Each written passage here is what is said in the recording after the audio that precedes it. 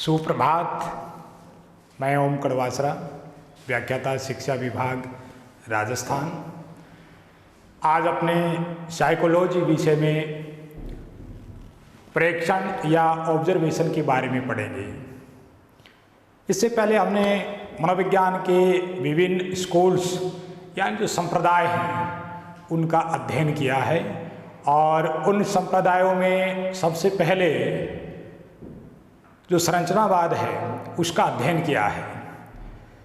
संरचनावाद की जो अध्ययन विधि है उसमें अंतर्निरीक्षण के बारे में पढ़ा कि किस प्रकार से टिचनर अंतर्निरीक्षण का विश्लेषण करते हैं और उसमें एक प्रयोज्य से जिस व्यक्ति पर प्रैक्टिकल किया जाता है उस संबंधित व्यक्ति से ये कहा जाता है कि वह अपनी मानसिक प्रक्रियाओं या अनुभवों का विस्तार से वर्णन करें। तो अगर ऐसा होता है तो उसमें ये स्वाभाविक है कि उसमें वस्तुनिष्ठता में अभाव हो जाएगा और व्यक्तिनिष्ठता हावी हो जाएगी। तो उस अंतर्निरीक्षण विधि के विरोध स्वरूप यानी जब व्यवहारवाद की उत्पत्ति हुई या उसका उद्भव हुआ तो वाटसन और उसके साथियों ने इस विधि को व्यवहार का निरीक्षण करने के लिए, मूल्यांकन करने के लिए या विश्लेषण करने के लिए अपनाया। तो ये विधि होती है प्रेक्षण विधि या ऑब्जर्वेशन विधि।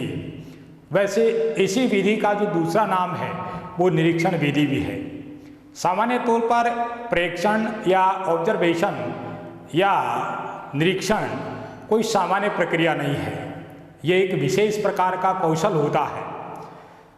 जो व्यक्ति व्यवहार का प्रेक्षण करने के योग्य होता है, अवलोकन करने में सक्षम होता है और अवलोकन करने के साथ साथ सही निष्कर्षों पर पहुंचने के लिए उस व्यक्ति में कुछ विशेषताएं होती हैं, लक्षण होते हैं, गुण होते हैं।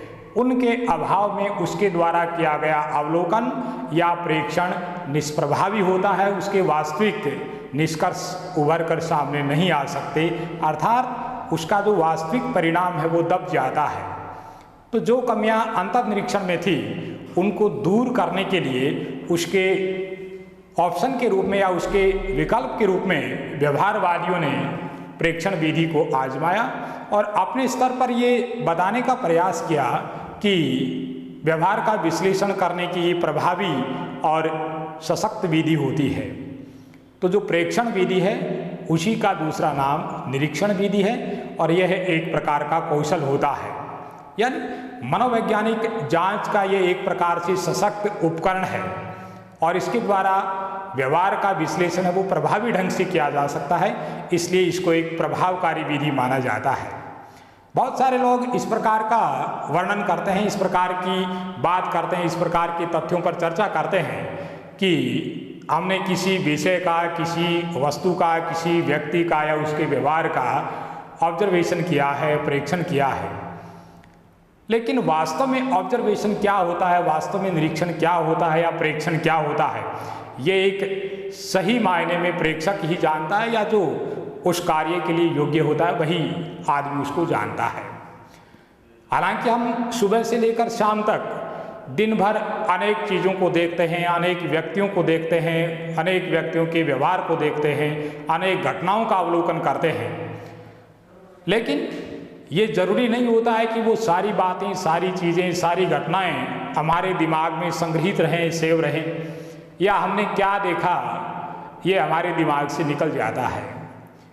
लेकिन कुछ इस प्रकार के व्यवहारों को, कुछ इस प्रकार के व्यक्तियों को या कुछ इस प्रकार की घटनाओं को भी हम देखते हैं जिनके बारे में या उनके द्वारा किए गए व्यवहार के बारे में हमें सब ज्ञान होता है या उनका व्यवहार बहुत ही रुचिपूर्ण बन जाता है। हम उनके द्वारा की गई प्रत्येक गतिविधि को बहुत ही बारीकी से देखते हैं और समझने का प्रयास करते हैं। वास्तविक अर्थ में वही ऑब्जर्वेशन होता है, वही प्रेक्षण होता है। लेकिन हर अध्ययन करने वाला, अध्यापन करने वाला अगर ये सोचने लग जाए कि मैं सब कुछ जो कुछ देख रहा हूँ वो प्रेक्षित व्यवहार है, तो ऐसा संभव नहीं होता है, क्योंकि उसमें से बहुत सारे तथ्य या बहुत सारी बातें दिमाग से गायब हो जाती हैं। लेकिन उन्हीं व्यवहारों में से जब हम कुछ व्यवहारों का चयन करते हैं, सेलेक्ट करते हैं और उसके बाद उसका बारीकी से अवलोकन करते हैं, तो वह हमारे निरीक्षण का या प्रेक्षण का सब्जेक्ट होता है, वह हमारे निरीक्षण या प्रेक्षण का बिंदु होता है, कंसेप्ट होता है। और उसको हम बहुत ही बारीकी से देखते हैं, प्रत्येक गतिविधि का अभिलेखन भी कर लेते हैं या उसको दिमाग में रखते हैं, और फिर जो भी निष्कर्ष हमारे पास प्राप्त होते हैं, जो भी प्रदत्त हमारे पास आते हैं या डाटा आते हैं, उनको हम एनालाइज करते हैं और उसके बाद हम ये निर्धारित करते हैं कि ये व्यवहार इस प्रकार का है या इसमें इस प्रकार की संभावनाएं हैं, यानी उसको बिल्कुल ऑब्जेक्टिव बनाने की कोशिश की जाती है। तो वैज्ञानिक प्रेक्षण और जो दिन प्रतिदिन का प्रेक्षण होता है उसमें बहुत ही बड़ा गैप होता है, बड़ा भारी अंतर होता है। हम हर चीज़ को, हर वस्तु को, हर व्यक्ति को, हर व्यक्ति के व्यवहार को या घटना को अपने हिसाब से देखते जाते हैं, लेकिन वो प्रेक्षण नहीं है। और साधारण प्रेक्षण और वैज्ञानिक प्रेक्षण में भी अंतर होता है। वैज्ञानिक प्रेक्षण में बहुत सारी वैज्ञानिक तकनीक हावी हो जाती हैं, वैज्ञानिक प्रयोग हावी हो जाते हैं और हम प्रत्येक बिंदु का, प्रत्येक व्यवहारिक क्रिया का बहुत ही बारीकी से अवलोकन करते हैं, देखते हैं। तो वैज्ञानिक प्रेक्षण और दिन प्रतिदिन के प्रेक्षण में अंतर होता है। अब इस पर थोड़ी सी ये भी चर्चा कर लेते हैं कि वास्तव में प्रेक्षण होता क्या है। यानी प्रत्येक प्रकार का व्यवहार है वो प्रेक्षण के दायरे में नहीं आएगा। देखने में या व्यावहारिक क्रियाओं को देखने में और उनका प्रेक्षण करने में अंतर होता है, और यही अंतर वैज्ञानिक प्रेक्षण और दैनिक प्रेक्षण में भी होता है। प्रेक्षण को वस्तुनिष्ठ बनाने के लिए या उसको ऑब्जेक्टिव बनाने के लिए या उसके जो परिणाम आते हैं वो बिल्कुल सटीक आए, बिल्कुल सही आए, इस प्रकार की कोशिश की जाती है। तो कई बार तो भिन्न भिन्न प्रकार की परिस्थितियों में प्रेक्षण किया जाता है ताकि हम जिस व्यवहार को ऑब्जर्व कर रहे हैं, जिस व्यवहार का प्रेक्षण कर रहे हैं, वो बिल्कुल वस्तुनिष्ठ हो या उसके परिणाम हैं वो वस्तुनिष्ठ हों। और कई बार कई प्रेक्षक मिलकर भी अध्ययन करते हैं, तो ऐसा अध्ययन उस प्रेक्षण को वस्तुनिष्ठ बनाता है और उसको ऑब्जेक्टिव ऑब्जर्वेशन मेथड कहा जाता है।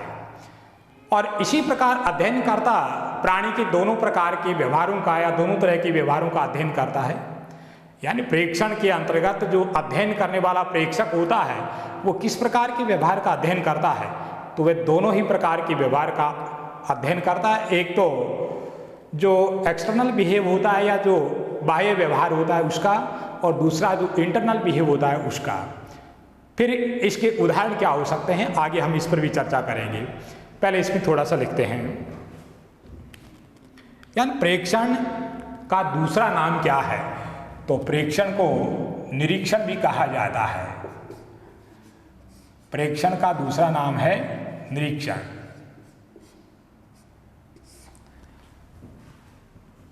और निरीक्षण क्या है या प्रेक्षण क्या है, तो ये एक कौशल है। प्रेक्षण या निरीक्षण क्या है, तो यह एक कौशल है।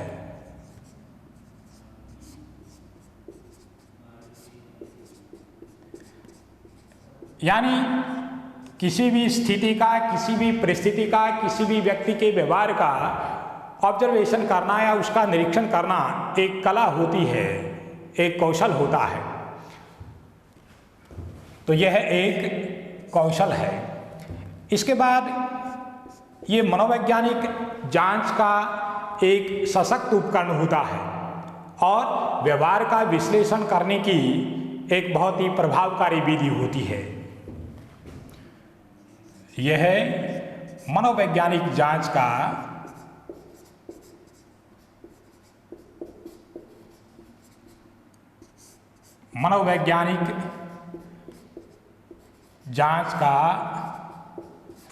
सशक्त उपकरण है।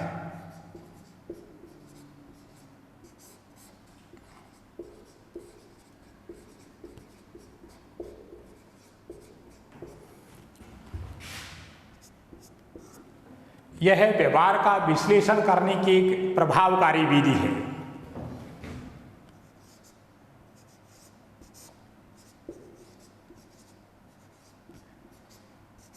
यह व्यवहार का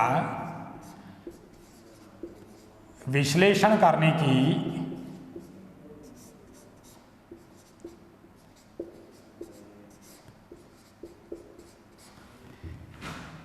प्रभावकारी विधि है।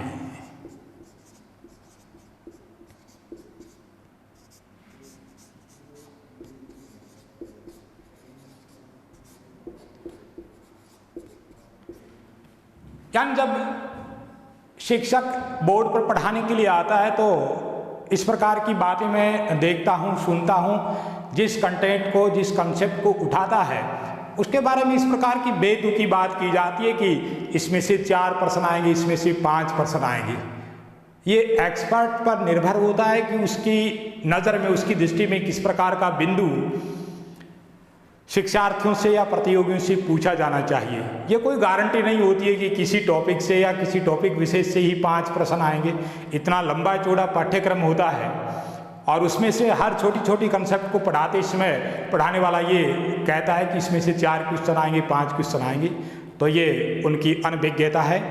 इस पर कतई विश्वास न करें आप। इस प्रकार की भ्रामक बातें हैं, उनमें न उलझें। हमारा और आपका काम पढ़ना और पढ़ाना है। हमें प्रत्येक बिंदु का विश्लेषणात्मक अध्ययन करना है ताकि वही चीज़ जब आप आगे अपने सेवा क्षेत्र में जाएंगे तो उससे बहुत सारे लोगों को लाभान्वित करेगी। और ऐसी हम भी उम्मीद रखते हैं कि जो भी मनोविज्ञान का ज्ञान है उसके प्रचार प्रसार में हम सारे लोगों की एक बड़ी भूमिका रहेगी। आज ये विषय है वो बहुत ही प्रभावी हो गया है, हर जगह इस विषय की महत्ता है। तो प्रत्येक बिंदु को विश्लेषणात्मक ढंग से या उसका एनालाइज करके ढंग से पढ़ना चाहिए। जब बात प्रेक्षण की आती है तो दूसरा नाम निरीक्षण हो गया।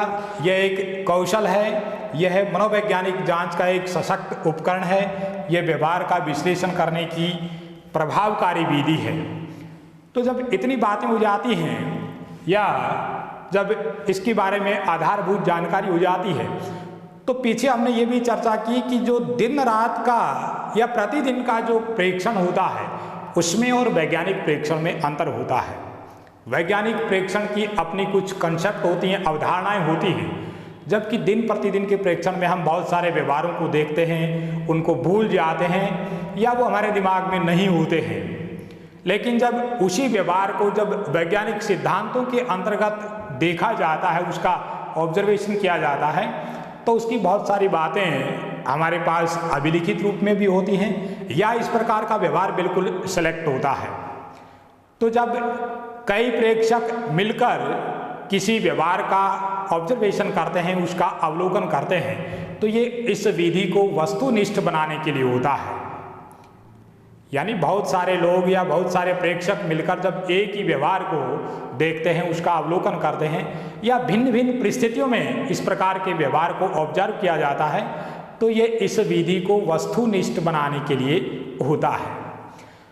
अब प्रेक्षण में हम किस प्रकार के व्यवहार का अध्ययन करते हैं, तो हमने पहले पढ़ा भी है कि इसमें अध्ययनकर्ता या अवलोकन करने वाला दोनों प्रकार के व्यवहारों का अध्ययन करता है। यानी जो बाह्य व्यवहार है उसका भी अध्ययन करता है और जो आंतरिक व्यवहार होता है उसका भी अध्ययन करता है।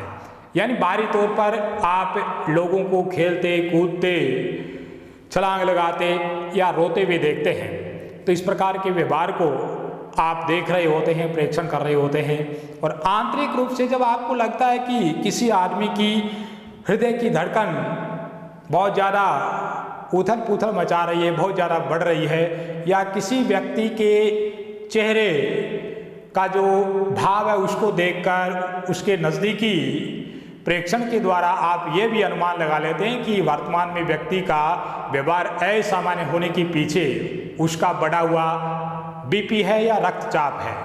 तो ये व्यवहार भले ही आंतरिक हो, लेकिन इनका भी अवलोकन है या जो प्रेक्षण है वो अध्ययन करने वाला कर लेता है। तो अध्ययनकर्ता या प्रेक्षक, यानी प्रेक्षण करने वाला जो व्यक्ति होता है उसको प्रेक्षक कहते हैं। तो प्रेक्षक प्राणी के दोनों तरह के व्यवहारों का अध्ययन करता है, बाह्य व्यवहारों का भी करता है और आंतरिक व्यवहारों का भी करता है। तो प्रेक्षण के अंतर्गत दोनों प्रकार का व्यवहार अध्ययन विषय के रूप में होता है।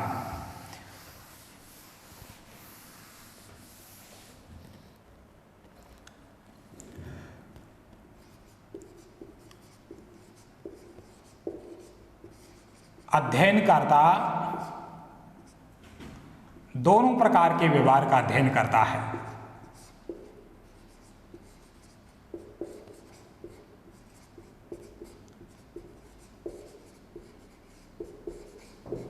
या दोनों प्रकार के व्यवहार का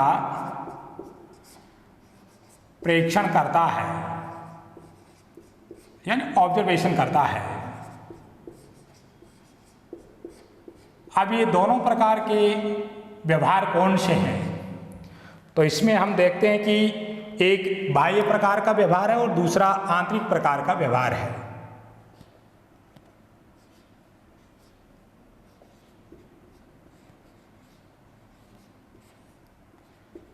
बाह्य व्यवहार जैसे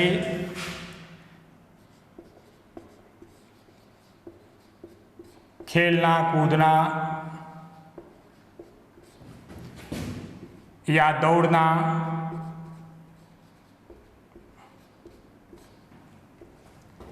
या किसी आदमी को रोता हुआ भी हम देखते हैं तो रोना, ये एक प्रकार से एक्सटर्नल बिहेव होता है। और दूसरा जो प्रकार है, दूसरा जो टाइप है, यानी प्रेक्षक या व्यवहार का अवलोकन करता या अवलोकन करने वाला जो है, अध्ययन करने वाला होता है, वो दो प्रकार के व्यवहार का अध्ययन करता है। एक बाह्य या एक्सटर्नल बिहेव और दूसरा है आंतरिक प्रकार का व्यवहार।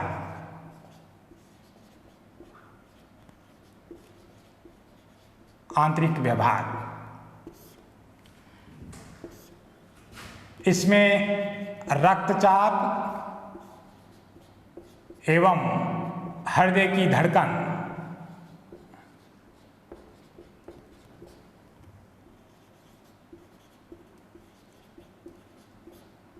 की वृद्धि,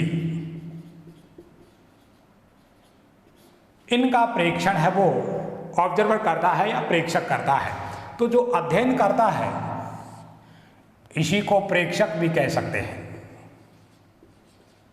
जो प्रेक्षक होता है, जो ऑब्जर्वर होता है, वह इस प्रेक्षण विधि में या ऑब्जर्वेशन मेथड में दो प्रकार के व्यवहारों को प्रेक्षित करता है। एक तो बाह्य व्यवहार और दूसरा आंतरिक व्यवहार।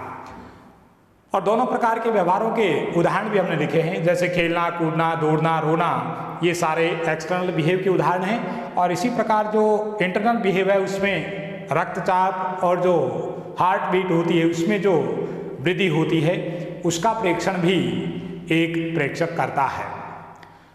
अब इस विधि में, यानी इस विधि में जब अपने वस्तुनिष्ठता की बात करते हैं या इसको ऑब्जेक्टिव बनाने की बात करते हैं, तो हमने ये पढ़ा है कि अलग अलग परिस्थितियों में प्रेक्षक प्रेक्षण करके देखता है ताकि उसका जो रिजल्ट आए, उसके परिणामों की जो सत्यता है उसकी जांच की जा सके और वास्तव में विधि ऑब्जेक्टिव है या नहीं है इस निष्कर्ष पर हम पहुंच सकें।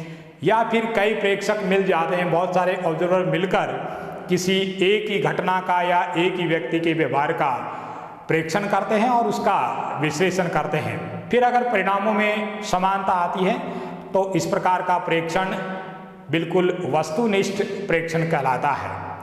फिर इस वस्तुनिष्ठ प्रेक्षण की कुछ विशेषताएं भी हैं, यानी प्रेक्षण है वो उद्देश्यपूर्ण होता है और सूक्ष्म होता है। बिना किसी ऑब्जेक्टिव के, बिना किसी उद्देश्य के हम किसी प्राणी के व्यवहार का अवलोकन नहीं करते हैं। इसके पीछे हमारा कोई न कोई ऑब्जेक्टिव होता है, कोई न कोई एम होता है और उसको टारगेट करके ही हम प्राणी के व्यवहार को देखते हैं या उसका अवलोकन करते हैं। तो इसकी विशेषताओं की बात आती है कि प्रेक्षण की विशेषताएं क्या हैं। तो मोटे तौर पर इसकी दो विशेषताएं ली जाती हैं। सबसे पहले जैसे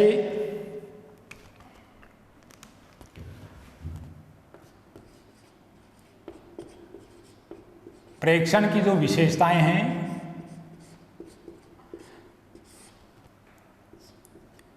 उनमें सबसे पहले हम लिखेंगे कि प्रेक्षण उद्देश्यपूर्ण और सूक्ष्म होता है।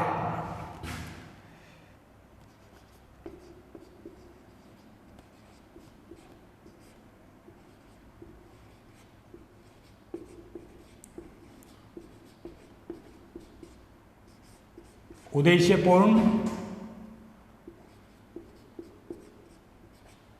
और सूक्ष्म होता है।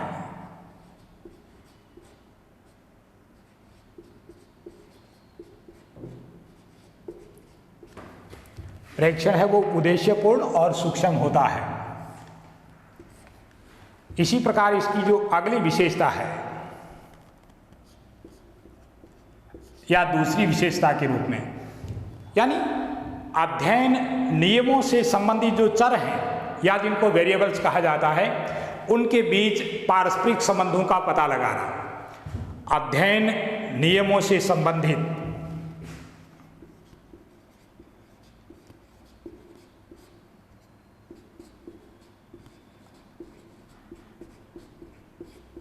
अध्ययन नियमों से संबंधित या जिनको वेरिएबल्स कहा जाता है या जिनको चर कहा जाता है, उनके बीच जो पारस्परिक रिलेशन होते हैं, संबंध होते हैं, उनका पता लगाना। अध्ययन नियमों से संबंधित चरों के यानी जो वेरिएबल्स हैं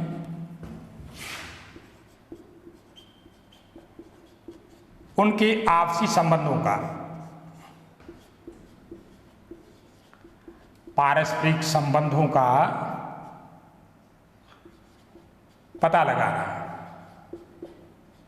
ये ऑब्जर्वेशन का या प्रेक्षण का उद्देश्य होता है।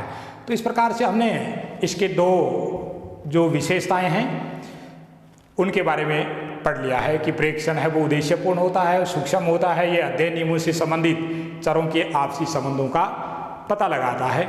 यह इस प्रकार की विशेषता इसकी होती है। इसके बाद जब हम किसी व्यवहार का अवलोकन करेंगे, प्रेक्षण करेंगे, किसी घटना का ऑब्जर्वेशन करेंगे, तो उसके स्टेप किस प्रकार के हो सकते हैं। जब किसी घटना का, किसी व्यक्ति के व्यवहार का या वस्तु का जब प्रेक्षण किया जाता है, अवलोकन किया जाता है, तो उसके 3 स्टेप होते हैं। हमने चर्चा की कि दिन भर में हम अनेक प्रकार के व्यवहार को देखते हैं, लेकिन सभी प्रकार का व्यवहार हम याद नहीं रख पाते हैं या हम भूल जाते हैं कि हमने क्या देखा या हम क्या देख रहे हैं, ये हमारे दिमाग में नहीं होता है।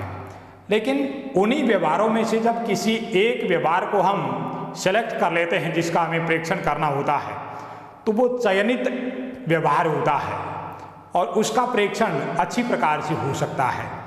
तो किसी भी एक प्रकार के व्यवहार का चयन करना, और हमने जब व्यवहार का चयन करके उसका ऑब्जर्वेशन किया, उसका प्रेक्षण किया, तो कौन कौन से तथ्य हमारे सामने आए, उनका साथ साथ अभिलेखन होना चाहिए, यानी उनको रिकॉर्ड करते जाना चाहिए, उनको लिखते जाना चाहिए। और अभिलेखन के लिए कई प्रकार के जो साधन हैं उनको इस्तेमाल किया जा सकता है। जैसे हमने पूर्व व्यवहारों को जिनके बारे में हमें जानकारी है, उनको जब हम घटित होते हुए देखते हैं तो उनको टैली के माध्यम से प्रकट किया जा सकता है। इसी प्रकार कोई खास प्रकार के जो सिंबल होते हैं या जो प्रतीक होते हैं उनको हम काम में ले सकते हैं। किसी प्रकार का कोई फोटो हो सकता है या उससे संबंधित फोटोग्राफी हो सकती है या वीडियोग्राफी करके भी अभिलेखन किया जा सकता है। तो सबसे पहले किसी एक व्यवहार का चयन करना, उसके बाद उसका प्रेक्षण करते हुए उससे संबंधित तथ्यों का अभिलेखन करना, और तीसरा होता है प्रदत्त विश्लेषण, यानी हमारे पास जो भी जानकारी तथ्यों के रूप में या आंकड़ों के रूप में आई है उसका हम निष्कर्ष निकालें। और निष्कर्ष निकालेंगे तो हमारे सामने इस प्रकार का अर्थ स्पष्ट हो जाएगा कि ये इस प्रकार का व्यवहार है। और ख़ास तौर से इसमें सांख्यिकीय विश्लेषण हो सकता है, क्योंकि जो भी आंकड़े हमारे पास प्राप्त होंगे वो या तो फ्रीक्वेंसी यानी आवृत्ति के रूप में होंगे या फिर परसेंटेज यानी प्रतिशत के रूप में होंगे, तो उनका आसानी से विश्लेषण वो किया जा सकता है। तो पहले किसी व्यवहार का आप चयन करें जिसका आपको प्रेक्षण करना है, उसके बाद उस संबंधित व्यवहार का आप साथ साथ अभिलेखन करते जाएं, और जब आपके पास अभिलेखन पूरा हो जाए तो संबंधित प्रेक्षित व्यवहार के जो आंकड़े हैं या जो प्रदत्त हैं उनको आप एनालाइज करें या उनका विश्लेषण करें, तो आपके सामने निष्कर्ष के रूप में अर्थ निकल कर आ जाएगा। तो किसी भी प्रकार के व्यवहार का प्रेक्षण करने के लिए 3 स्टेपों की चर्चा या 3 प्रकार के स्तर हैं, 3 प्रकार के जो आयाम हैं उनकी चर्चा हमने की है।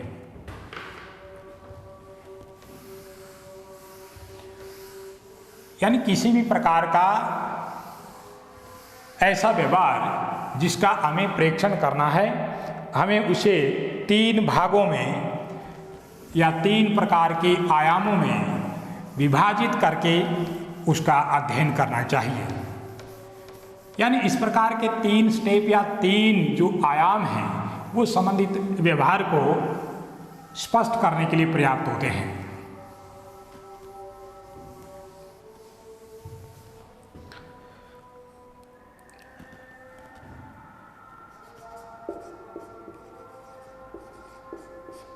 प्रेक्षण हेतु या जिस व्यवहार का प्रेक्षण किया जाना है उस हेतु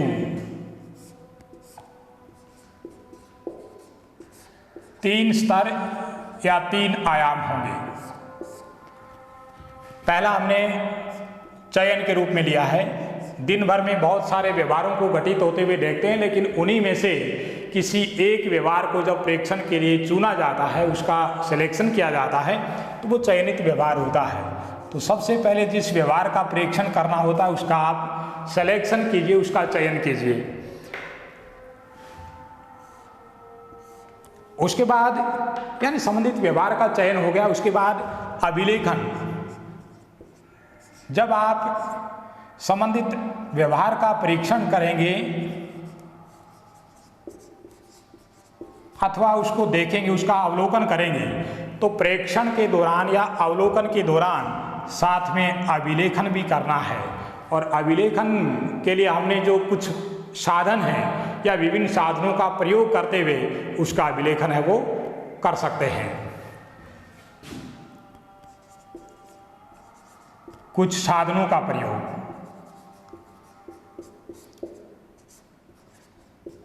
अभी हमने चर्चा की कि अगर कोई ऐसा व्यवहार हम देख रहे हैं जो पूर्व में घटित हुआ है और ऐसा ही व्यवहार वर्तमान में भी घटित हो रहा है या हम जिस समय प्रेक्षण कर रहे होते हैं उस समय भी घटित हो रहा है, तो उसको टैली के माध्यम से प्रदर्शित किया जा सकता है। यथा टैली, जैसे उसकी जो फ्रीक्वेंसी है उसके लिए इस प्रकार से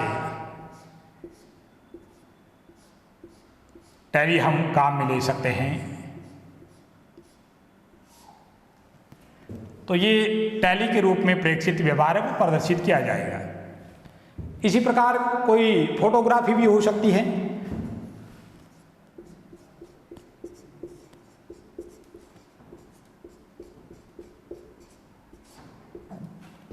या वीडियो के रूप में अभिलेखन हो सकता है।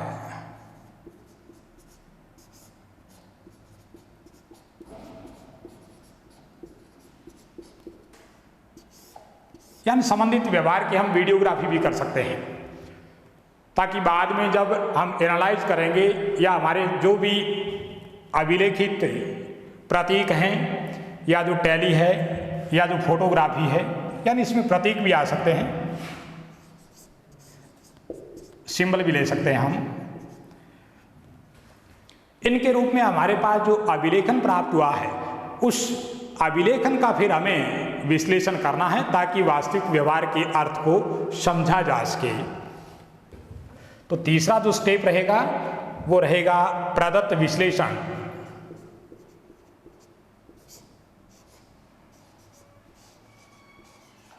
प्रदत्त विश्लेषण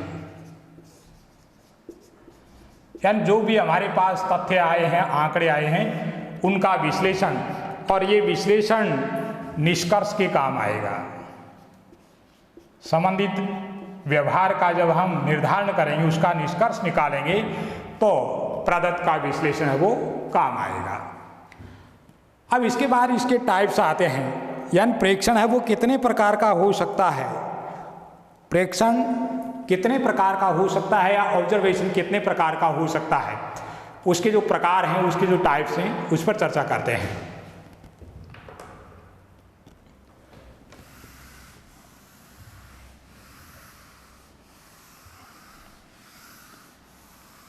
टाइप्स ऑफ ऑब्जर्वेशन या प्रेक्षण के या अवलोकन के या निरीक्षण के प्रकार। तो प्रेक्षण के प्रकार यानी कितने प्रकार का हो सकता है।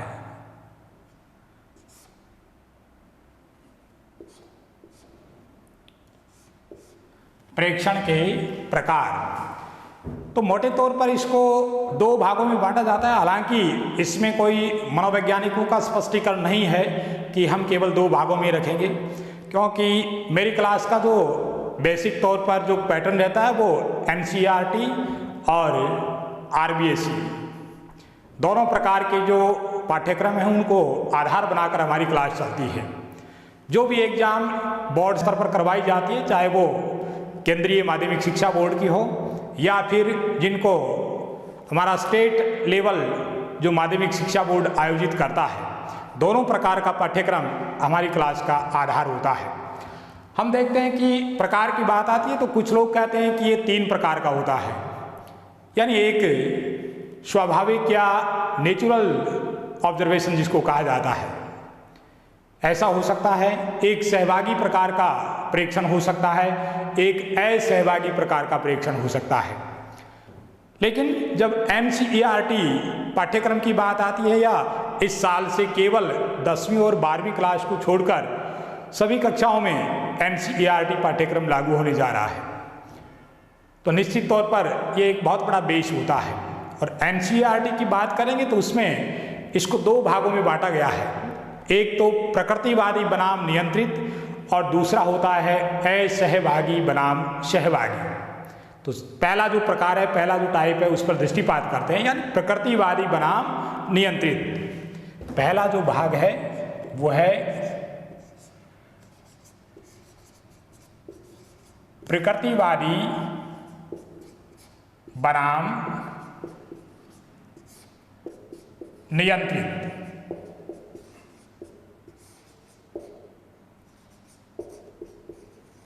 प्रेक्षण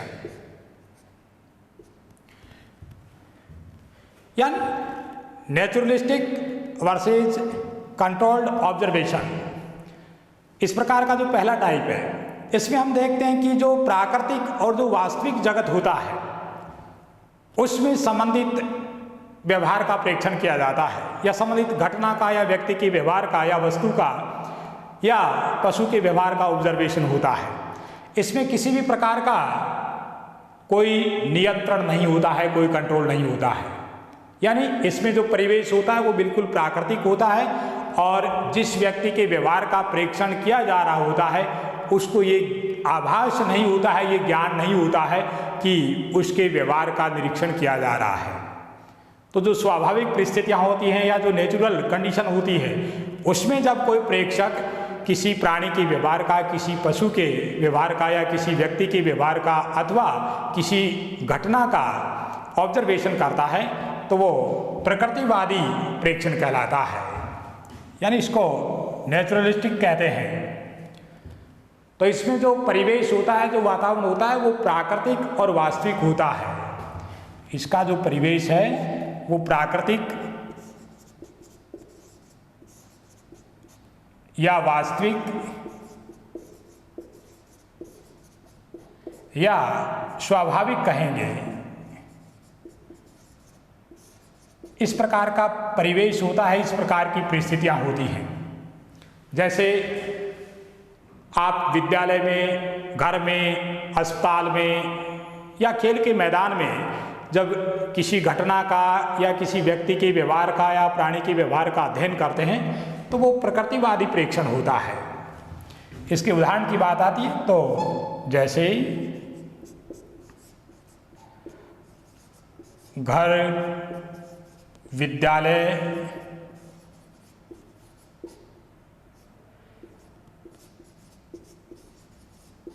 खेल का मैदान,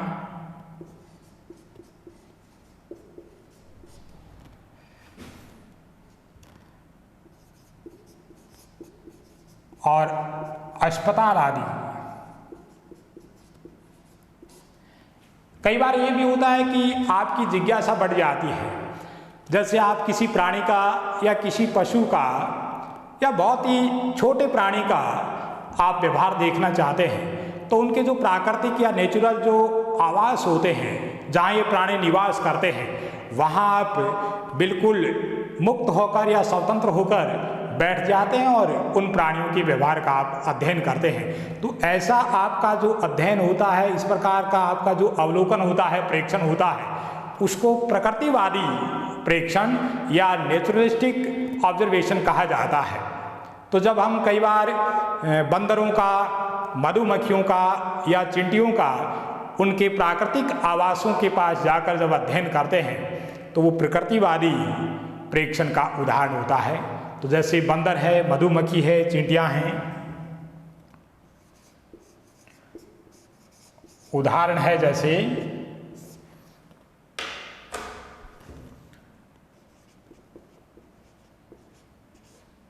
बंदरों,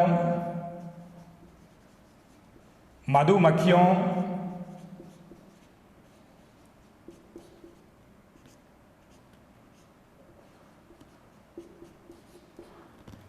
और चींटियों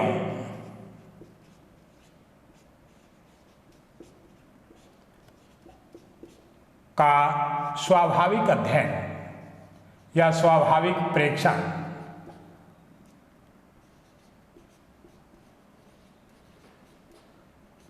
यानी ऐसे प्राणियों को जब हम उनके आवास के पास जाकर उनके व्यवहार को देखते हैं तो प्रकृतिवादी या प्राकृतिक या स्वाभाविक प्रकार का प्रेक्षण कहलाता है।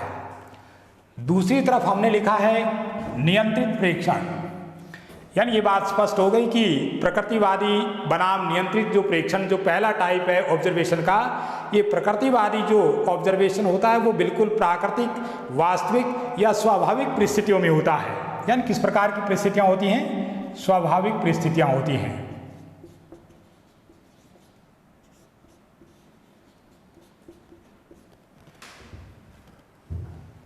और इसके बाद हमने लिखा है कि ये किन स्थलों पर हो सकता है, तो ये इस प्रकार की बात है इसमें, जैसे घर, विद्यालय, खेल का मैदान, अस्पताल आदि। यानी कोई आदमी घर में, विद्यालय में या खेल के मैदान में जब वो खेल रहा होता है तो किस प्रकार का व्यवहार करता है, अस्पताल में होता है तो किस प्रकार का व्यवहार करता है। यानी आप देखते हैं कि जो आदमी मरीज का इलाज कर रहा होता है, जो अपनी जान को जोखिम में डालकर इलाज कर रहा होता है, कई बार मरीज के परिजन हावी हो जाते हैं या पेशेंट की डेथ हो जाती है, तो हम बहुत जगह इस प्रकार की घटनाएं देखते हैं, मीडिया में सुनते हैं, अखबारों में पढ़ते हैं कि संबंधित पेशेंट के जो परिजन होते हैं, उसके जो साथी होते हैं, वो उस इलाज करने वाले डॉक्टर या चिकित्सक पर भी हमला कर देते हैं। तो ऐसा क्यों होता है? ये भी एक प्रेक्षण जन्य व्यवहार होता है, उसका भी अवलोकन होना चाहिए। और वो कंडीशन जहाँ इस प्रकार की घटना घटित होती है, वहाँ रहने वाले लोग उस व्यवहार को देखते भी हैं और अपने हिसाब से उसको एनालाइज भी करते हैं कि ऐसा क्यों घटित हुआ। तो वो एक नेचुरल कंडीशन होती है और उसमें प्राणी ऐसा व्यवहार क्यों करता है, इसके लिए वो निष्कर्ष भी निकालते हैं। इसके बाद नियंत्रित प्रेक्षण, इसकी बात करते हैं।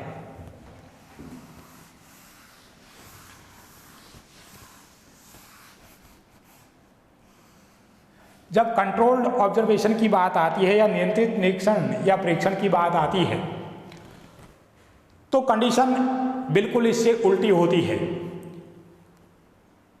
यहाँ इसमें एक अमेरिका में किया गया शोध मेरे ध्यान में है, यानी बिब लताने और जॉन डार्ली, इस प्रकार के नाम में बड़े मनोवैज्ञानिक हैं, और उन्होंने एक शोध किया था, एक रिसर्च किया था।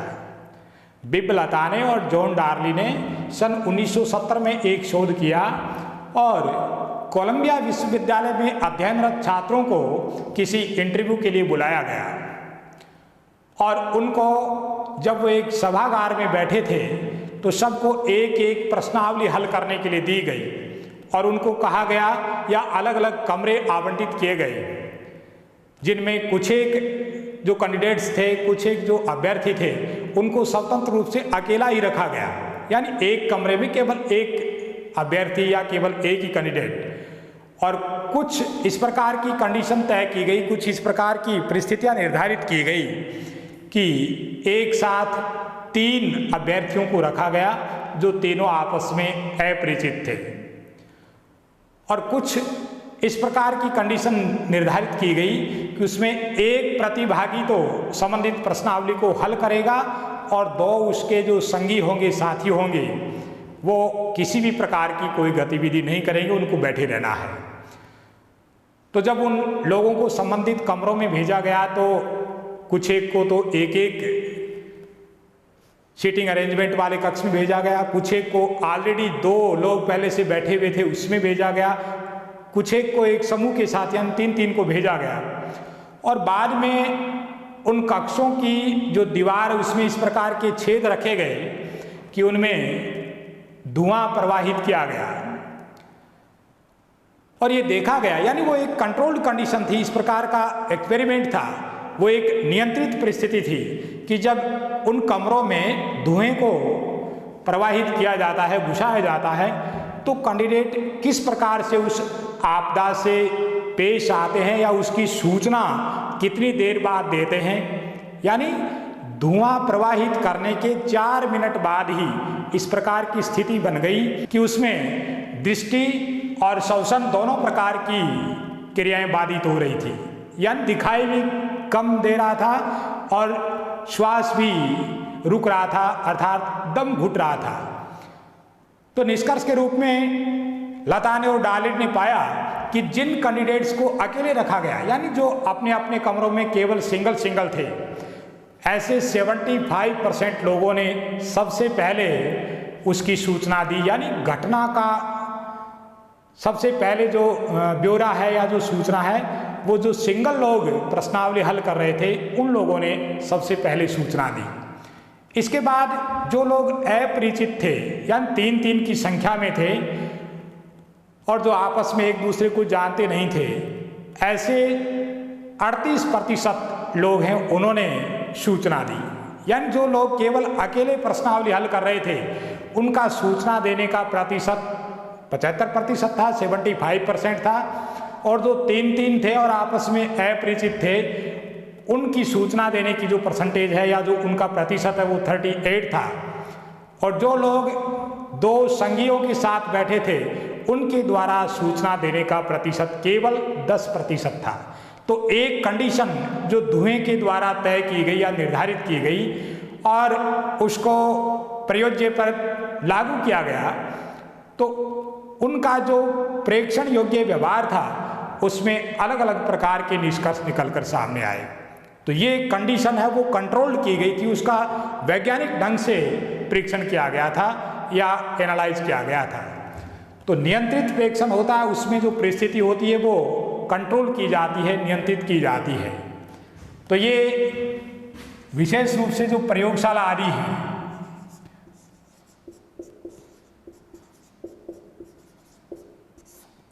प्रयोगशाला आदि की जो नियंत्रित परिस्थितियां हैं उनमें घटित होता है ये।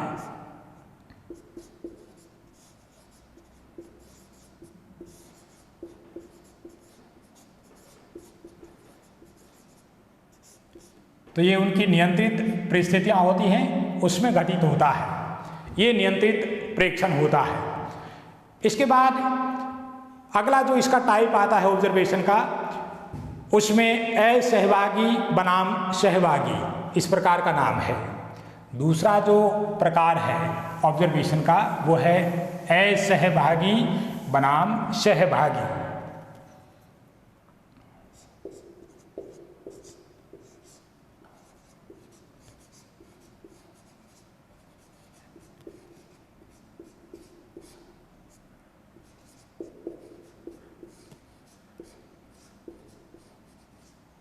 असहभागी बनाम सहभागी, ये दूसरा टाइप है। यानी एक प्रेक्षण इस प्रकार का हो सकता है जिसमें अध्ययन करने वाला जो प्रेक्षक होता है वह खुद भाग नहीं लेता है, यानी प्रेक्षक उस कंडीशन में शामिल नहीं होता है, वह स्वतंत्र रूप से बैठकर उसका अध्ययन करता है। जिस प्रकार हमने पहले पढ़ा है, प्रकृतिवादी जो प्रेक्षण होता है उसमें वातावरण या खुली परिस्थितियों में या स्वाभाविक परिस्थितियों में जो व्यवहार का ऑब्जर्वेशन होता है उसको शामिल किया जाता है। उसी प्रकार जो असहभागी प्रेक्षण होता है उसमें जो प्रेक्षक होता है वह भाग नहीं लेता है। जैसे आप किसी कक्षा में बैठकर इस प्रकार का अध्ययन कर सकते हैं कि किस प्रकार से क्लास में जो छात्र और शिक्षक हैं वो व्यवहार करते हैं। और कई बार ये भी होता है कि आपको बैठने की ज़रूरत नहीं है, आप चाहें तो क्लासरूम में इस प्रकार कोई कैमरा या इस प्रकार की उपकरण रख के पूरी जो कार्य प्रणाली है उसको आप रिकॉर्ड कर सकते हैं। यानी क्लासरूम में आप कोई कैमरा स्थापित कर सकते हैं अथवा आप कक्षा के एक हिस्से में बैठकर, जिससे कक्षा की क्रियाएं प्रभावित न हों, वहाँ संपूर्ण कक्षा के व्यवहार का ऑब्जर्वेशन कर सकते हैं। यानी खुद कक्षा की गतिविधियों में शामिल नहीं होंगे लेकिन उसका अवलोकन करेंगे, प्रेक्षण करेंगे। और दूसरी तरफ जब सहभागी प्रकार के प्रेक्षण की बात आती है तो व्यक्ति खुद उसमें शामिल हो जाता है। जब आप उदाहरण कक्षा पर लेंगे तो इसमें छात्र और शिक्षक के रूप में आदमी है वो व्यवहार का ऑब्जर्वेशन कर सकता है। या तो वो छात्र है या फिर वो शिक्षक है, तो वहाँ कक्षा में घटित होने वाली छात्र और शिक्षक की जो इंटरेक्शन होती है, अंतःक्रिया होती है, या उनकी जो व्यावहारिक क्रियाएं होती हैं, उनका अध्ययन या प्रेक्षण है वो संबंधित प्रेक्षक कर सकता है। तो एक कंडीशन इस प्रकार की होती है जिसमें प्रेक्षक खुद शामिल नहीं होता और दूसरे में शामिल हो जाता है। या आप किसी औद्योगिक कंपनी में या फैक्ट्री में कोई समस्या का अध्ययन कर रहे हैं या समस्याजनक जो व्यवहार है उसका अध्ययन कर रहे हैं, या मजदूरों की जो कार्य प्रणाली है उसका अध्ययन कर रहे हैं, तो हो सकता है उसमें आप खुद एक मजदूर के रूप में पंजीकरण करवा लेते हैं, पंजीकृत मजदूर हो जाते हैं, और उसके बाद जो बाकी साथी काम कर रहे हैं उनके साथ आप भी वैसे ही काम भी करते जाते हैं और उनके व्यवहार का ऑब्जर्वेशन भी करते जाते हैं। तो ये एक इस प्रकार का तथ्य हो गया जिसमें संबंधित प्रेक्षक शामिल होता है। एक तो ऐसा व्यवहार जिसमें देखने वाला या प्रेक्षक भाग नहीं लेता है, और एक ऐसा व्यवहार जिसमें संबंधित प्रेक्षक भाग लेता है। तो इस आधार पर इसको असहभागी बनाम सहभागी प्रकार का प्रेक्षण कहते हैं। यानी ये असहभागी बनाम सहभागी प्रेक्षण कहलाता है। यानी प्रेक्षण के जो पीछे हमने स्टेप पढ़े हैं वो 3 हैं। सबसे पहले चयन आता है, यानी जैसे किसी विद्यालय में विद्यार्थी कैसे व्यवहार करते हैं, या तो इसकी आपके पास पहले से जानकारी होती है, आप उसके बारे में जानते हैं, या फिर आप संबंधित विषय को वहाँ जाके देखते हैं कि विद्यालय में किस प्रकार की गतिविधियाँ या किस प्रकार के क्रियाकलाप होते हैं। तो उसके 3 स्टेप के बारे में हमने चर्चा की थी। सबसे पहले चयन आता है, फिर अभिलेखन आता है और फिर प्रदत्त विश्लेषण आता है। यानी किसी भी प्रकार के व्यवहार को जब आप देखते हैं तो उसके 3 स्टेप होते हैं। कौन कौन से होते हैं ये हमने पहले लिखा भी है। एक चयन होता है, सभी प्रकार का व्यवहार उसमें शामिल नहीं होता है, किसी एक खास प्रकार के व्यवहार को आप शामिल करते हैं। फिर अभिलेखन होता है, इस पर भी हमने विस्तार से चर्चा की है। और फिर जो तीसरा है वो प्रदत्त का विश्लेषण होता है।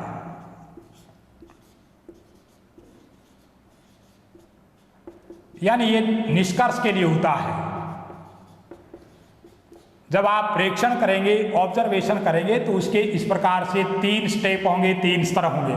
सबसे पहले जिस व्यवहार का आपको अध्ययन करना है उस व्यवहार का आप चयन कीजिए, फिर संबंधित व्यवहार से संबंधित अभिलेखन तैयार करने, तो उसके लिए आप टेलीकॉम में ले सकते हैं, फोटो ले सकते हैं, प्रतीक या सिंबल ले सकते हैं, या उसकी वीडियोग्राफी भी कर सकते हैं। ये अभिलेखन हो जाएगा। और अभिलेखन के आधार पर आपके पास जो भी प्रदत्त हैं उनको आप एनालाइज कीजिए, उनका विश्लेषण कीजिए, संबंधित व्यवहार का निष्कर्ष आपके सामने आ जाएगा। तो इस प्रकार से ये ऑब्जर्वेशन मेथड है। अब इस मेथड के कुछ गुण भी हैं और इसमें कुछ एक दोष भी हैं। गुण और दोषों पर चर्चा करते हैं। प्रेक्षण या जो निरीक्षण विधि है या जो ऑब्जर्वेशन मेथड है उसमें किस प्रकार के गुण होते हैं और किस प्रकार के दोष होते हैं। हमारी जो क्लास है वो बिल्कुल डिस्क्रिप्टिव होती है। इसमें कहीं कोई इस प्रकार का तथ्य नहीं होता है कि ये पिछली एग्जाम में आ गया। ये जरूरी नहीं होता है कि पिछली एग्जाम में आ गया तो वो दोबारा आए। जब पेपर सेटर या एग्जामिनर या एक्सपर्ट जब पेपर तैयार करता है तो विगत जो चीज़ें होती हैं उन पर भी दृष्टिपात किया जाता है, क्योंकि इस प्रकार की चीज़ को हम बारीकी से देखते हैं, या इस प्रकार के एक्सपर्ट जिनको हम सुनते हैं, जिनसे मिलते हैं, तो ये सारी चीज़ें स्पष्ट हो जाती हैं, क्योंकि एक्सपर्ट के पास केवल जो सिलेबस होता है उसकी आउटलाइन होती है, वो स्वतंत्र होता है कहीं से भी क्वेश्चन उठाने के लिए। कई बार आप देखते हैं इस प्रकार के विषय कोर्ट के इशू बन जाते हैं, उसमें लोग ये कह के कोर्ट चले जाते हैं कि ये निर्धारित सिलेबस से नहीं आया। जब आप माध्यमिक कक्षाओं में पढ़ाने के लिए टीचर बनने जा रहे हैं या खुद माध्यमिक कक्षाओं में पढ़ रहे हैं, तो वो आपके सिलेबस की चीज़ है, वो आपकी पाठ्यक्रम की चीज़ है, उसका ज्ञान आपको होना चाहिए।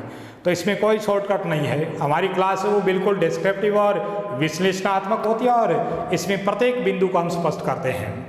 तो आगे हम ऑब्जर्वेशन या जो प्रेक्षण विधि है उसके जो मेरिट और जो डीमेरिट है, या गुण और जो दोष हैं, उन पर चर्चा करते हैं। प्रेक्षण विधि के गुण कौन से हो सकते हैं, यानी प्रेक्षण का ऑब्जेक्टिव क्या होता है, उद्देश्य क्या होता है, ये भी हमने पढ़ लिया। या प्रेक्षण या ऑब्जर्वेशन वस्तुनिष्ठ कैसे हो सकता है, ऑब्जेक्टिव कैसे हो सकता है, तो भिन्न भिन्न परिस्थितियों में उस व्यवहार का प्रेक्षण करके निष्कर्षों की जो समानता है वो इसको वस्तुनिष्ठ या ऑब्जेक्टिव बनाती है। या कई ऑब्जर्वर या प्रेक्षक मिलकर जब एक ही कंडीशन में व्यवहार को ऑब्जर्व करते हैं और आंकड़े जब समानता रखते हैं, तो वो वैध प्रकार का और ऑब्जेक्टिव मेथड होता है, विधि होती है। तो इसके उद्देश्य भी स्पष्ट हो गए। इसकी विशेषताओं के बारे में भी हमने लिख लिया कि ये उद्देश्यपूर्ण होता है, यानी हम किसी भी प्राणी के व्यवहार का जब चयन करते हैं, उसका अभिलेखन करते हैं, उसके विश्लेषण को प्राप्त करते हैं, निष्कर्ष निकालते हैं, तो कोई न कोई हमारा उद्देश्य होता है। तो प्रेक्षण या ऑब्जर्वेशन है वो उद्देश्यपूर्ण होता है, सूक्ष्म होता है, यानी उसका बहुत ही बारीकी से अवलोकन करना होता है। और जब अध्ययन नियमों से संबंधित जो चर होते हैं, वेरिएबल्स होते हैं, उनके आपस में किस प्रकार के संबंध हो सकते हैं, इसका जब पता लगाना होता है तो भी प्रेक्षण होता है। तो ये प्रेक्षण की कुछ खास विशेषताएं हैं। अब गुणों की बात करते हैं, यानी जिस प्रकार अंतर्निरीक्षण ने केवल जो वयस्क लोगों का व्यवहार था उसको अपनाया, ऐसा इसमें कुछ नहीं है। ये बच्चों के व्यवहार का भी ऑब्जर्वेशन करता है, ये बूढ़ों के व्यवहार का भी ऑब्जर्वेशन करता है, इसमें जो अपाइज हैं उनके व्यवहार का भी विश्लेषण किया जाता है, इसमें जो पशु है उसके व्यवहार का भी विश्लेषण किया जाता है। तो ये सीमित नहीं है, इसका जो क्षेत्र है वो बहुत ही व्यापक है। ये इसकी सबसे बड़ी विशेषता होने के साथ साथ इसका गुण भी है। प्रेक्षण विधि का जो गुण है उसमें सबसे पहले आता है, यह है विस्तृत है।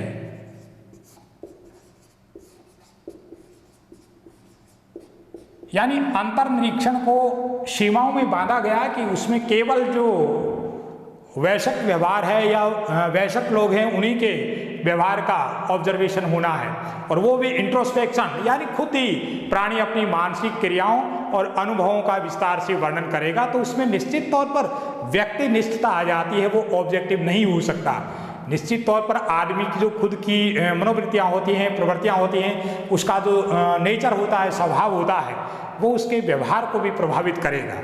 तो उसमें व्यक्तिनिष्ठता होती है, ये उसके विरोध स्वरूप है। और इसमें बड़ों का, बूढ़ों का, बच्चों का, अपाहिजों का, विकृत लोगों का, पशुओं का, सभी प्रकार का व्यवहार वो ऑब्जर्वर देखता है या उसका ऑब्जर्वेशन करता है, या प्रेक्षक सभी प्रकार के व्यवहार का प्रेक्षण करता है। दूसरा, यह एक से अधिक प्राणियों पर, यानी इंट्रोस्पेक्शन में आप एक आदमी को कह सकते हैं कि आप अपने जो विचार हैं, अपनी मानसिक प्रक्रिया हैं, उनका विस्तार से ब्यौरा लिखो। लेकिन इसमें तो आप जैसे भीड़ है, और भीड़ या मॉब किस प्रकार से बिहेव कर रही है, किस प्रकार की आक्रामकता भीड़ में आ गई है, उसका अध्ययन भी कर सकते हैं आप। तो ये एक से अधिक प्राणियों के व्यवहार का भी प्रेक्षण करता है।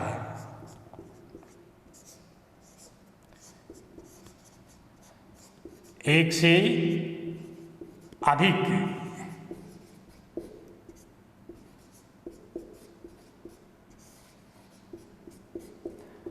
प्राणियों के व्यवहार का निरीक्षण, यानी आप भीड़ के व्यवहार को प्रेक्षण में लेना चाहते हैं तो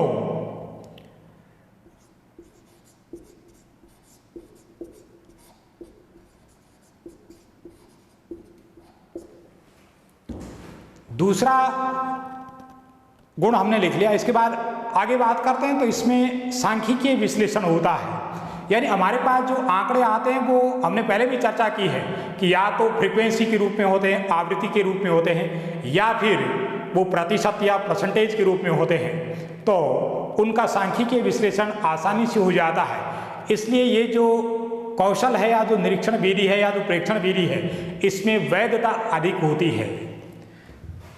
सांख्यिकीय विश्लेषण इसमें आसानी से होने के कारण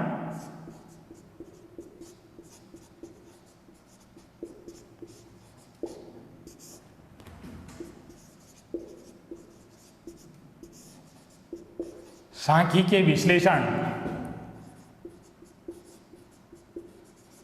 आसानी से होता है, आता है, यानी वैधता की संभावना बढ़ जाती है।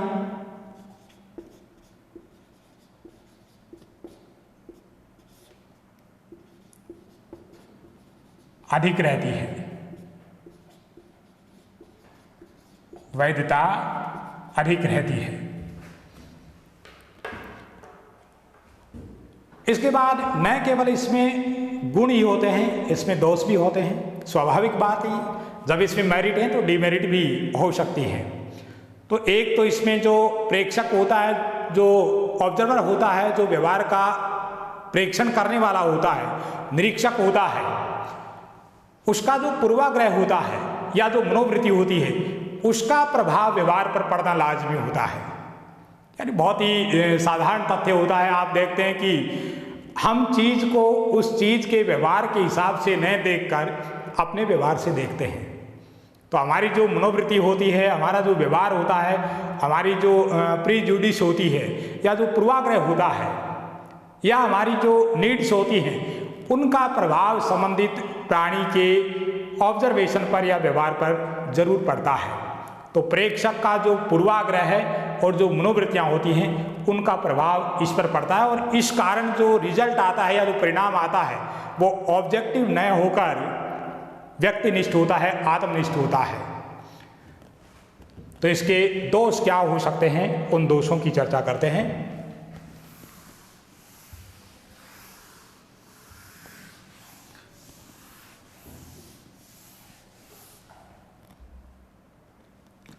जब ऑब्जर्वेशन विधि के गुणों की बात हो गई तो उसके बाद इसके डीमेरिट्स या जो दोष हैं वो क्या हो सकते हैं। तो एक तो जो प्रेक्षक होता है उसका पूर्वाग्रह और उसकी जो मनोवृत्ति है वो प्रेक्षण को प्रभावित करती है, इसलिए परिणाम प्रभावित होता है और वो वस्तुनिष्ठ न होकर आत्मनिष्ठ हो जाता है।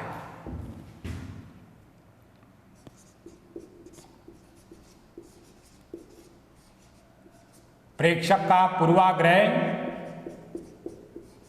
और मनोवृत्ति का प्रभाव। अब प्रेक्षक का पूर्वाग्रह और मनोवृत्ति या उसकी मानसिकता है, मानसिक क्रियाएं हैं, उनका जो प्रभाव होगा, यानी वो संबंधित प्राणी को किस रूप में आंक रहा है।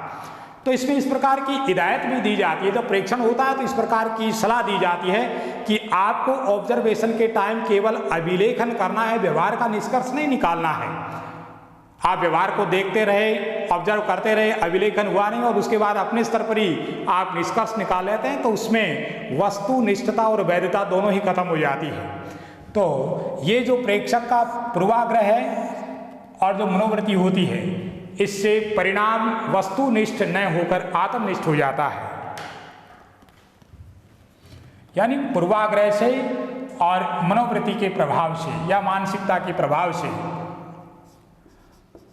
परिणाम पर प्रभाव पड़ता है, परिणाम चेंज हो जाते हैं, परिणाम वस्तुनिष्ठ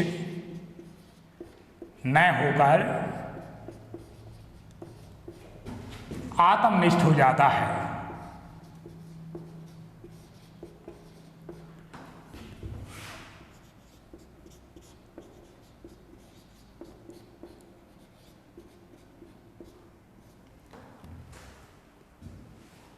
और हमने पहले ये चर्चा की थी कि जैसे हर जगह आदमी जाके और इस प्रकार से व्यवहार को ऑब्जर्व करेगा, कभी किसी प्रकार की परिस्थिति में गया, कभी किसी प्रकार की परिस्थिति को बदल के गया, कभी उसको कंट्रोल किया, कभी बिना कंट्रोल किए गया, तो निश्चित तौर पर ये इसमें कमी लाता है, क्योंकि इसमें बहुत ज़्यादा मेहनत की ज़रूरत होती है, श्रम साध्य हो जाती है विधि, और इसमें टाइम भी बहुत ज़्यादा लगता है। उससे परिणाम प्राप्त करने में, परिणाम देने में या परिणाम प्राप्त करने में बहुत देरी हो जाती है, विलंब हो जाता है। तो ये श्रम साध्य होने के साथ साथ इसमें अधिक समय लगता है। प्रेक्षण विधि है वो श्रम साध्य भी है, यानी ये अधिक श्रम साध्य है, इसमें मेहनत की आवश्यकता होती है।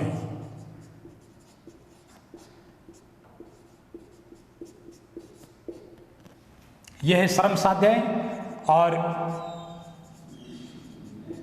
अधिक समय की जरूरत।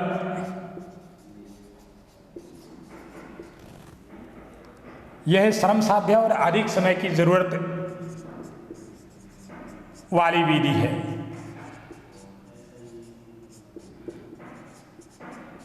इस प्रकार का ये इसमें दूसरा डिमेरिट है। इसके बाद हम जब आगे चलते हैं तो इसमें देखते हैं कि मानसिक जो क्रियाएं हैं या जो प्रक्रियाएं हैं उनका सही अर्थ निकालना बहुत ही मुश्किल होता है।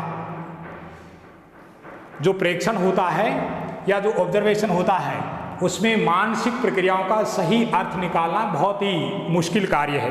कैसे है इसको भी हम एक उदाहरण के द्वारा देखेंगे।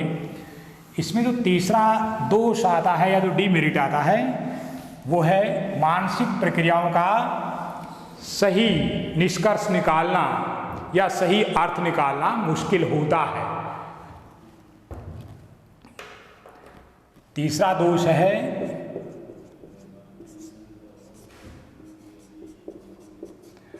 मानसिक प्रक्रियाओं का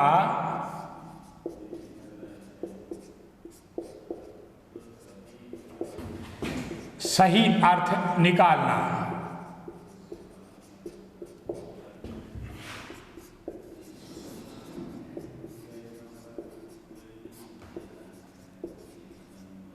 मुश्किल होता है।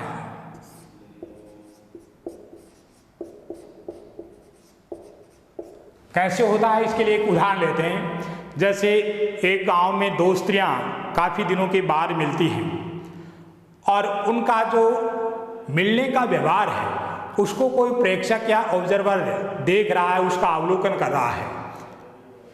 दो स्त्रियां जो काफी दिनों के बाद गांव में मिल रही हैं और वो एक दूसरे से गले लगती हैं और उसके बाद प्रेक्षक देखता है कि दोनों की आंखों से आंसू बह रहे हैं।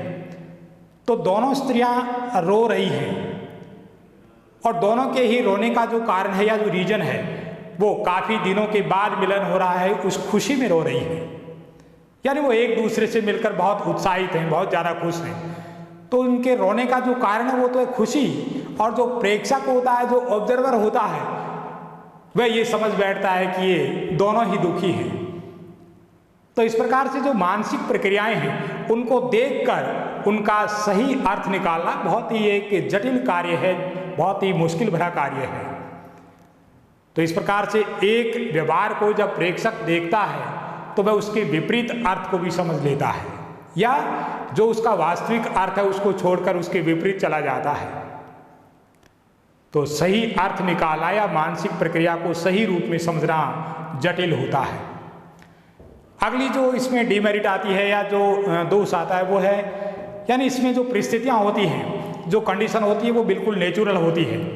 प्रेक्षण है वो स्वाभाविक होता है, तो उसके कारण जो प्राप्त निष्कर्ष हैं उनकी व्याख्या उचित कारण परिणाम के जो संबंध हैं उनके रूप में सही नहीं बैठती है। इसमें जो कंडीशन होती है या जो परिस्थिति होती है वो स्वाभाविक होती है, और इस कारण स्वाभाविक होने के कारण जो प्राप्त निष्कर्ष हैं उनकी व्याख्या उचित कारण परिणाम के संबंध में सही रूप को सामने नहीं ला सकती। यानी परिस्थिति वो स्वाभाविक होती है।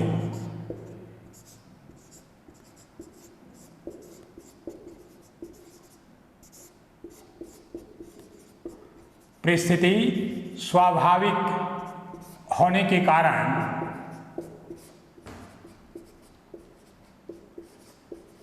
या नेचुरल कंडीशन होती है, तो जो प्राप्त निष्कर्ष हैं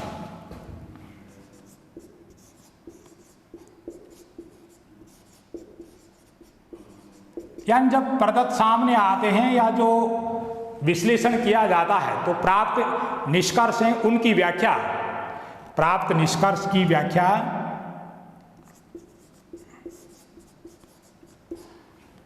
जो कारण परिणाम है या जो उचित कारण परिणाम है उसके संबंध के रूप में सही नहीं बैठती है।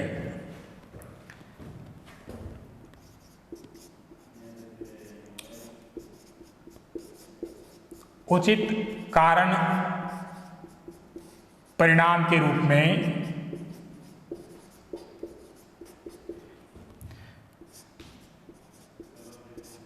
सही नहीं होती है।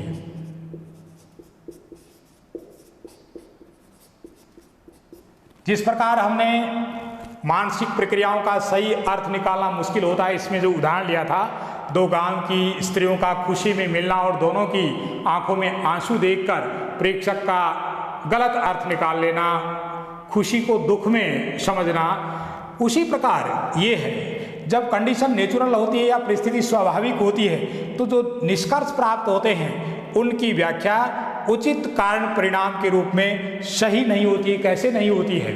जैसे एक विद्यालय में एक बहुत बड़ा सांप आ जाता है और सांप को देखकर डर जाना स्वाभाविक है, तो ऐसी कंडीशन में जब सांप विद्यालय परिसर में घुस जाता है और छात्र सांप को देखते हैं तो अफरा तफरी मच जाती है, भागने शुरू हो जाते हैं। और भागने का या जो पलायन का जो कारण है वो हमने मूल प्रवृत्तियों में पढ़ा है कि डर होता है।